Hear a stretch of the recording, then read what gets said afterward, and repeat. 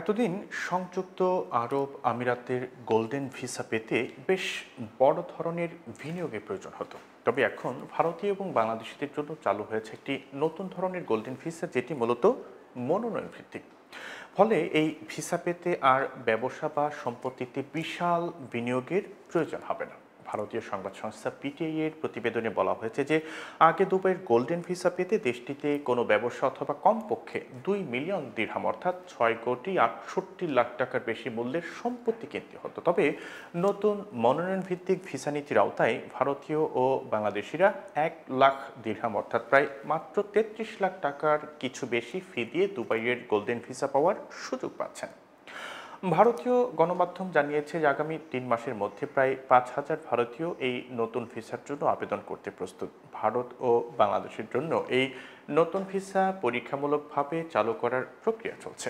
রায়াদ group নামে একটি পরামর্শক সংস্থা ভারত ও বাংলাদেশে মনোনয়ন ভিত্তিক গোল্ডেন ভিসার প্রাথমিক রূপটি পরীক্ষা করার দায়িত্ব পেয়েছে।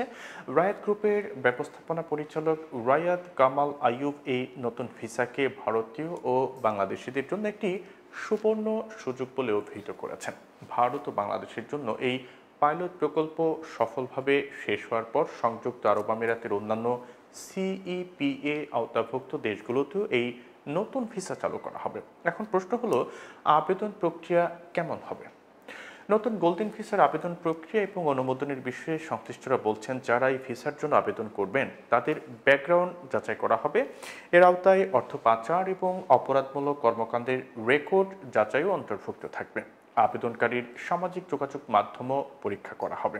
কর্তৃপক্ষ বলছে যে এই ব্যাকগ্রাউন্ড যাচাই প্রক্রিয়ার উদ্দেশ্য হলো সংযুক্ত আরব আমিরাতের বাজার এবং ব্যবসাগুলো যেন আবেদনকারীর কাছ থেকে সংস্কৃতি, অর্থ বাণিজ্য, বিজ্ঞান, স্টার্টআপ, পেশাদার পরিষেবা এবং অন্যান্য ক্ষেত্রে কিভাবে উপকৃত হতে পারে তা নির্ধারণ করতে পারে। এখন রায়াদ সংবাদ সংস্থা পিটিআইকে বলেছে যে এরপর রায়াদ গ্রুপ আবেদনপত্রটি সরকারের কাছে পাঠাবে। সরকারের নির্দিষ্ট দপ্তর মনোনয়ন ভিত্তিক গোল্ডেন ভিসার চূড়ান্ত সিদ্ধান্ত নেবে। আবেদনকারীদের দুবাই ভ্রমণ করতে হবে এবং তারা নিজ দেশ থেকে প্রাথমিক অনুমোদন নিতে পারবেন।